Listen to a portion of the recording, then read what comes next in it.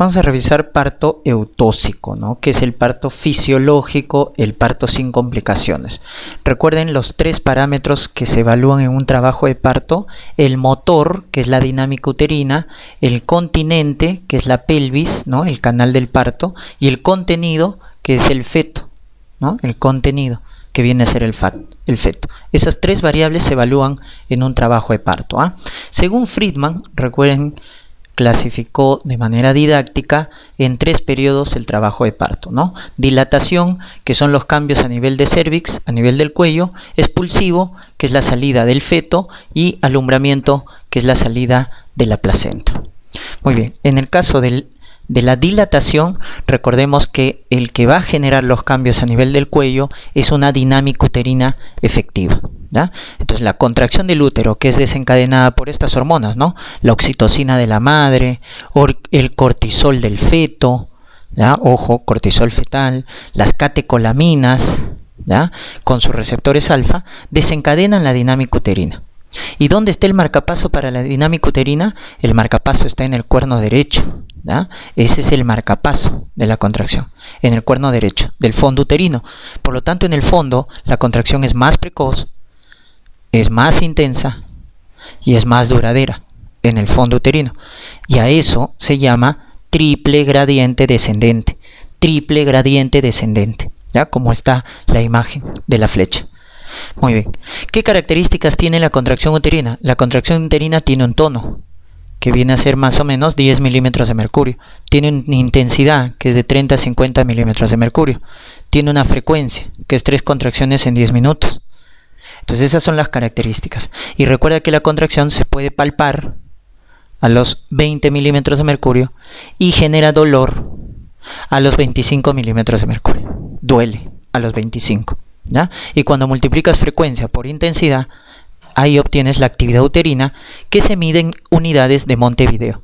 Y lo mínimo para iniciar trabajo de parto es 90 unidades de Montevideo, porque la frecuencia mínima es 3, la intensidad mínima es 30. 30 por 3, 90. ¿90 qué? Unidades de Montevideo. Así se calcula la actividad uterina, ¿sí? Frecuencia por intensidad.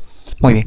¿Cuándo decimos que una gestante ha iniciado trabajo de parto? Cuando la contracción está empezando a generar cambios a nivel del cuello. Entonces, si la contracción empieza a generar cambios a nivel del cuello, como están viendo acá, miren este cuello largo, cerrado, y empieza a borrarse y a dilatarse, ¿no? Se empieza a borrar y se empieza a dilatar. Esos son los cambios. Entonces, decimos ahí que ya inició trabajo de parto, ¿no? ¿Y qué sustancias estimulan eso? Las prostaglandinas, sobre todo la familia E.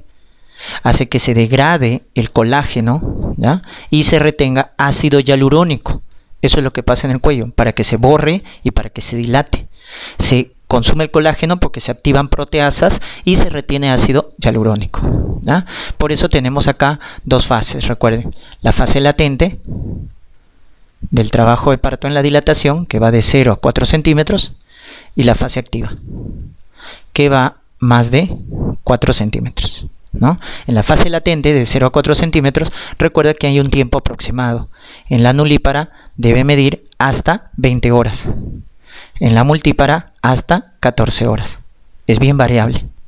Y en la fase activa lo que tienes que acordarte es la velocidad de dilatación. En la nulípara la velocidad de dilatación, según Friedman, es 1.2 centímetros por hora.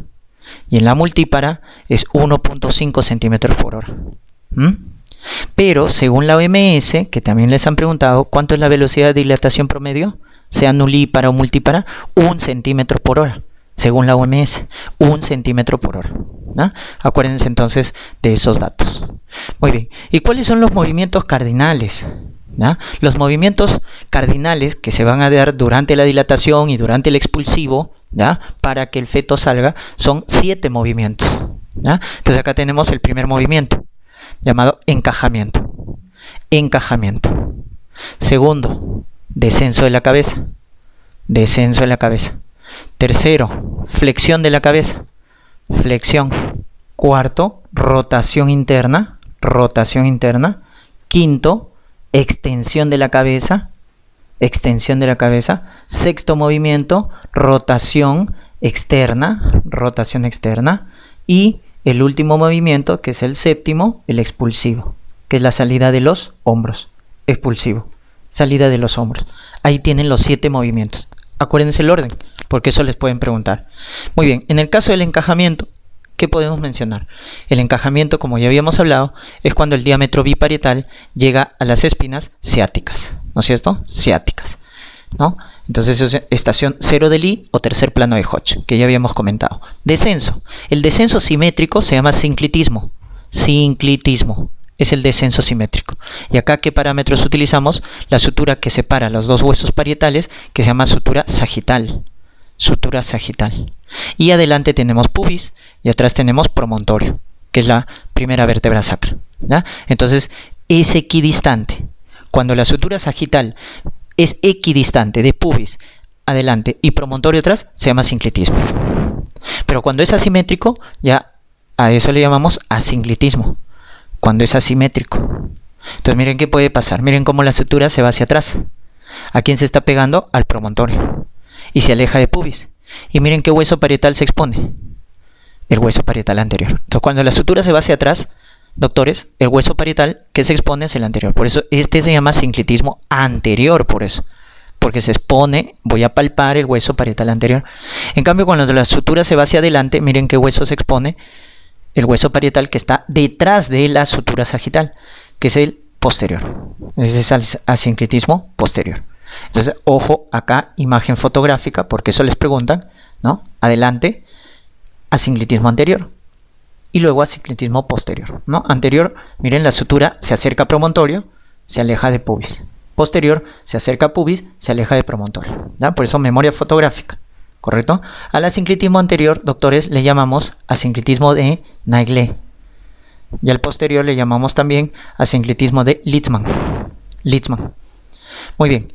La flexión. ¿Para qué sirve la flexión? Para que el bebito flexiona la cabeza, para cortar el diámetro de occipito frontal, que mide 12 centímetros, acorta a suboccipito bregmático, que va a venir 9.5. Y este es el diámetro de presentación, el SOP. Entonces, ¿para qué sirve la flexión? Para cortar el diámetro de presentación.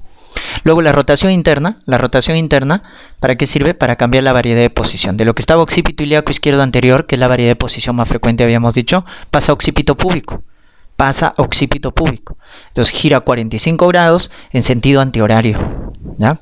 Entonces de lo que estaba occipito ilíaco izquierdo anterior, gira a occipito púbico. 45 grados en sentido anterior. Si está transverso, en vez de anterior está transverso, girará 90 grados. Si está posterior, girará más, ¿no? 135 grados, recuérdense. Muy bien. El quinto movimiento es la extensión de la cabeza, ¿no? Miren cómo acá ya salida de la cabeza, en la extensión, salida de la cabeza.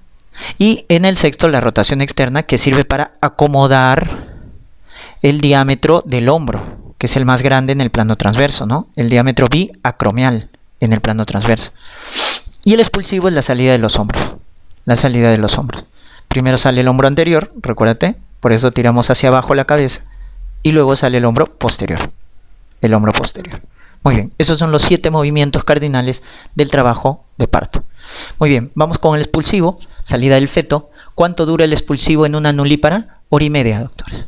En una multípara, 1 hora. En una multípara, la salida del feto toma 1 hora. La maniobra que están viendo acá se llama maniobra de Ridgen en el expulsivo. Maniobra de Ridgen, que es controlar la salida de la cabeza del feto y proteger el periné. ¿Ah? En el expulsivo. Maniobra de Ridgen. Para aumentar el canal blando del parto y evitar los desgarros, ¿qué maniobra se hace? Sobre todo en gestantes nulíparas, no a todas, sino en gestantes nulíparas que tienen un canal blando tenso, se le hace la episiotomía. La episiotomía, ¿correcto? La episiotomía, entonces, es una incisión que se hace para aumentar el canal blando y evitar los desgarros perineales, ¿no? ¿Cuál es la delección?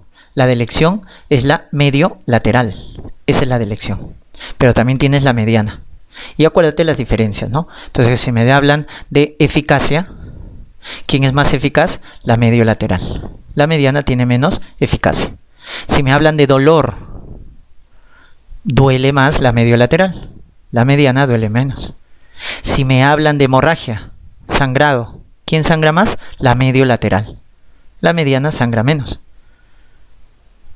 Y si me hablan de la cicatrización, ¿no? ¿Quién cicatriza difícil? La mediolateral. Tiene una cicatrización difícil. La mediana es más fácil. Estéticamente es mejor. Y si te hablan de la ampliación, ¿quién puedes ampliar? La mediolateral. La mediana no, porque si no te vas al recto. Entonces, fijen esos conceptos, fijen esas diferencias, pero ¿por qué entonces es de elección la media lateral? Porque es más eficaz y puedes ampliarla. Por eso es la de elección, la media lateral. ¿Y cómo se realiza la media lateral? La media lateral se realiza haciendo esta incisión, ¿no? De la horquilla en dirección a la tuberosidad isquiática, haces una incisión de 4 a 6 centímetros en una angulación de 45 grados. Así se hace la incisión mediolateral, ¿no? ¿Y qué músculos se seccionan en la episiotomía? Los músculos que se seccionan de afuera hacia adentro es el constrictor de la vulva. Luego está el bulbo cavernoso y el transverso superficial del periné.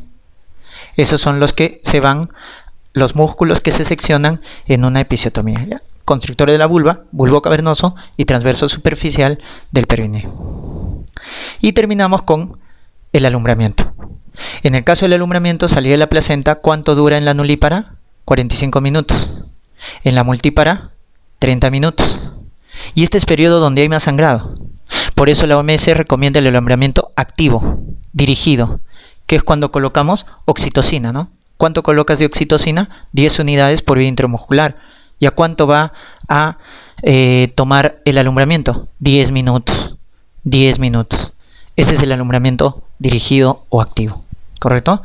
¿Qué maniobra hacemos en el alumbramiento? La maniobra de tracción y contratracción. Tracción hacia el cordón y miren, haces contratracción con la otra mano. Esta maniobra se llama maniobra de Brandt-Andrews. Maniobra de Brandt-Andrews. Entonces, esta maniobra de tracción y contratracción del útero, ¿para qué sirve? Sirve para favorecer el alumbramiento, es decir, la salida de la placenta, pero sobre todo también sirve para evitar la inversión uterina. Ojo, evita la inversión uterina, porque si tú solo jalas el cordón, puedes también sacar no solo la placenta, sino también el útero. Entonces, sirve para evitar la inversión uterina, ¿ya? Muy bien. ¿Cuál es el principal mecanismo para el desprendimiento de la placenta? La contracción y retracción del útero. Ese es el principal mecanismo. Y no solo para el desprendimiento de placenta, sino el principal mecanismo también para la hemostasia, ¿no? La contracción del útero es el principal mecanismo para la hemostasia, ¿ya? El complementario es el hematoma. El hematoma retroplacentario, ¿ya? El hematoma retroplacentario es complementario. Es complementario. Muy bien, ¿ya? Muy bien. Recuerden que hay dos tipos de alumbramiento, ¿no es cierto? El más frecuente, 80%, es el llamado Schultz. Schultz es el más frecuente. El otro 20% es llamado Duncan. Duncan. Ya está. ¿Qué características tiene Schultz, que es el más frecuente? Miren, placenta central. En cambio acá la placenta es lateral o periférica. ¿Qué más? Podemos ver que la salida en Schultz es por la cara fetal, por el cordón. En cambio acá estamos viendo que la salida es por la cara materna. Por la cara materna. Schultz forma hematoma. Forma hematoma retroplacentario. En cambio Duncan no. Duncan no forma hematoma. Es por eso que en Schultz el sangrado, como están viendo ahí, el sangrado es menor, el sangrado es tardío. En cambio en Duncan el sangrado, miren, es mayor. El sangrado es precoz y de mayor cantidad. Ahí tienen las diferencias. ¿Estamos? Ya está. Recuerden que una vez que la placenta ha salido, obviamente vamos a también hacer clampaje del cordón, ¿no? Clampar el cordón umbilical. El clampaje del cordón umbilical oportuno se hace entre los 30 segundos y los 2 minutos después del alumbramiento, de la salida del feto, ¿no? Después de la salida del feto. Entonces, entre los 30 segundos y 2 minutos hacemos el clampaje del cordón y a 3 centímetros de la piel del bebito, a 3 centímetros. Ese es el clampaje oportuno. ¿Cuáles son los signos clínicos de desprendimiento, no? Si les preguntan, los signos clínicos de desprendimiento de la placenta son elevación del útero, es el primer signo, elevación del útero. El otro signo, signo de Alfel, ¿ya? ¿A qué se refiere con el signo de Alfel? El descenso de la pinza. Esa pinza que has clampado en el cordón desciende espontáneamente 10 centímetros. Es un signo clínico de desprendimiento. También tienes el signo de Fabry, también llamado del pescador, cuando haces tracción del cordón umbilical, ¿ya? Signo de Alfel, tracción del cordón. Y el signo de seguridad, llamado el signo de globo de seguridad de Pinar. Este es el último signo en el cual el útero, una vez que la placenta ha salido completamente, ¿ya? Una vez que ha salido completamente, el útero debe estar debajo del ombligo, infraumbilical, y bien contraído, duro como una pelota. Se llama signo de globo de seguridad de Pinar.